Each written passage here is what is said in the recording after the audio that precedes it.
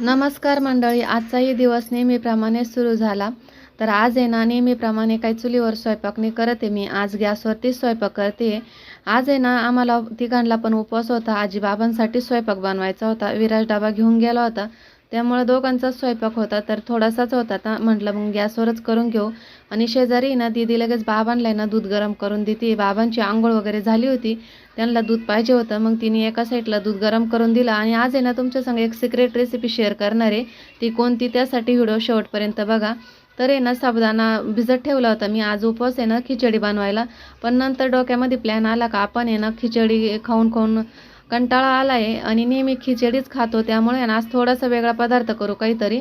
त्यासाठी ना, मिक्सरमध्ये मी 5-6 हिरव्या मिरच्या घेतल्या, 1 वाटी भरून शेंगदाणे घेतले, त्याचा बारीक कूट करून घेतला. आणि इकडे ना, 1 बटाटा किसून घेतलं, साल काढून घेतली होती त्याचे. साबुदाणा पण छान असा भिजला होता, तर एका ताटात काढून घेतला. चवीनुसार मीठ टाकलं त्यामध्ये. आणि आता शेंगदाण्याचा कूट केला आहे ना, तो पण टाकून देते आहे. तर ही रेसिपी ना, मी माझ्या मनानेच केली आहे. मी काय अजून यूट्यूबवर बघितली नाही आहे. तर कशी वाटली कमेंटमध्ये मला नक्कीच सांगा. पण मी पहिल्यांदाच बनवली, पण इतकी छान झाली होती ना, सगळ्यांनाच खूप सारी आवडली ती. आणि शिल्लक पण राहिली नव्हती. सगळ्यांनाच पहिल्यांदा केल्या केल्याच आवडली. तर आता बटाट्याचा किस पण टाकून घेतला आहे. सगळं एकत्र मिक्स करून घेते. छान असं मिक्स करायचं आहे एकजीव होईपर्यंत. तर बघा, अशा पद्धतीने ना गोळा तयार होतो. आपण वड्यांना करतो ना, सेम तशाच प्रकारे करायचा, पण वडे होत नाही याचे. मी करून बघितले, ते होत नाही. आता मी तवा घेतला आहे, लोखंडी तवा घेतला आहे. आणि लोखंडी तव्यावर आहे ना, मस्त असं धिरडं थापून घेतलं. आणि त्याला आहे ना, गोल छिद्रे केले, म्हणजे त्याच्यामध्ये तेल सोडायला. आणि गॅस पेटून आता गॅसवर ठेवते. पण आहे ना, गॅसवर ठेवताना आहे ना, एक काळजी घ्यायची. गॅसची कमी करायचा आहे गॅस, सॉरी. कमी गॅस केल्यानंतर आहे ना, यावरती तेल सोडायचं, छिद्र्यांमध्ये पण तेल टाकायचं आणि झाकण ठेवायचं.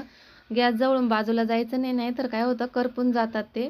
आणि बारीक गॅसवर आहे ना, कमीत कमी 10 ते 15 मिनटं लागतात एक धिरडं व्हायला. पूर्ण कमी गॅस राहतो ना, कमी गॅसवर छान धिरडं होतं.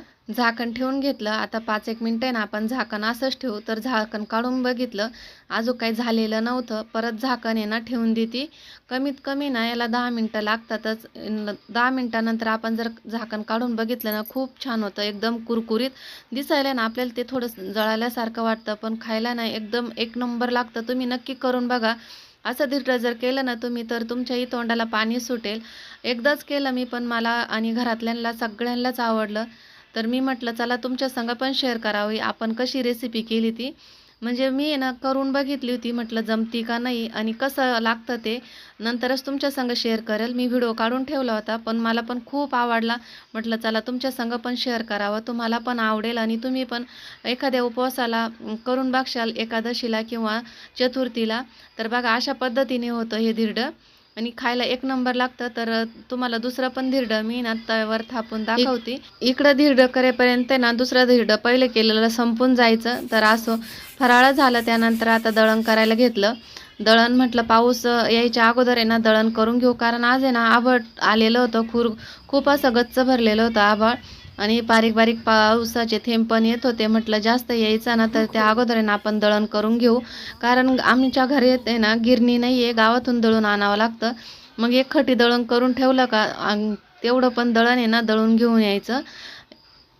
तर बाहेरच दळण घेऊन आले होती मी. दळणामध्ये काही कचरा नाही एवढं, पण एखादा अर्ध खडा वगैरे असला ना, तेवढाच.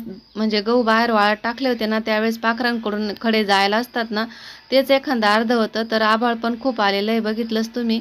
आणि इथं आहे ना, छोटीशी निमोनी, पण तिला बघा किती छान असे फुलं आले. आत्ता फुलं लागले तिला, पहिल्यांदाच, म्हणजे पहिलंच फुलं हे. तर खूप छोटी आहे, जास्त मोठी पण काही नाही आहे, पण फुलं खूप छान आले. आणि इथं व्हिडिओ आहे ना, दीदी घेते, तिने दाखवले हे फुलं. आणि बघा, तर आत्ता पाऊस पण यायला लागला आहे इथं. लगेच थोडं बारीक बारीक येत होता अगोदर, पण आता थोडं जास्तच यायला लागला, बारीकच आहे. पण पहिलाच पाऊस आहे हा आमच्याकडं. तर दळण बाकीचं आहे ना, मी लगेच भरून ठेवते. गोणीमध्ये दळण करून ठेवलं आहे. आणि आता जे राहिलं आहे ना, ते घरामध्ये चाळून घेईल. कारण आता पाऊस येतोय, दाणे परत ओले होऊन जातील, त्यामुळे ना भरून घेते. आणि इथं आहे ना, गोणीमध्ये जे आहे दिसतं ना माझ्या पाठीमागे तुम्हाला, तेवढं दळण मी करून ठेवलं आहे. आता पाऊस आला तर मग राहून जाईल, नाही आला तर मग दळून आणतील. पण पाऊस थोडा जास्तच यायला लागला आहे. मी पटकन आता बांधून घेते आणि साईडला गोणी बाजूला ठेवते घरामध्ये आणि हे घमेलेन ते पण घरामध्ये घेऊन जाते. आणि पाऊस यायचा म्हटल्यानंतर फराळ पण झालं होतं आमचं वाला आता. आणि आता आहे ना 1-1:30 वाजला होता चांगलाच. बराच उशीर झाला होता मला दळण करायला, कारण बरेच खडे निघाले बारीक बारीक. नवीन गहू होते, आम्ही खडे वगैरे काढले नव्हते ना अगोदर. तर आता इथं पाऊस पण यायला लागला आहे. बारीक बारीकच आहे, जास्त मोठा काही नाही आहे, पण पाऊस यायला लागलाच. बघा निसर्ग कसा प्रसन्न झाला आहे. आणि जास्त बी नाही आहे, बारीकच आहे. इथं आम्ही जनावरांना मका केली, ती दाखवती तुम्हाला. आता मस्त चहा घेतो आणि व्हिडिओचं एंडितच करतो. व्हिडिओ कसा वाटला कमेंट बॉक्समध्ये नक्कीच सांगा आणि रेसिपी कशी वाटली तीही सांगा. व्हिडिओ आवडल्यास लाईक, शेअर आणि सबस्क्राईब करा. भेटू पुढच्या व्हिडिओत. तोपर्यंत बाय, धन्यवाद.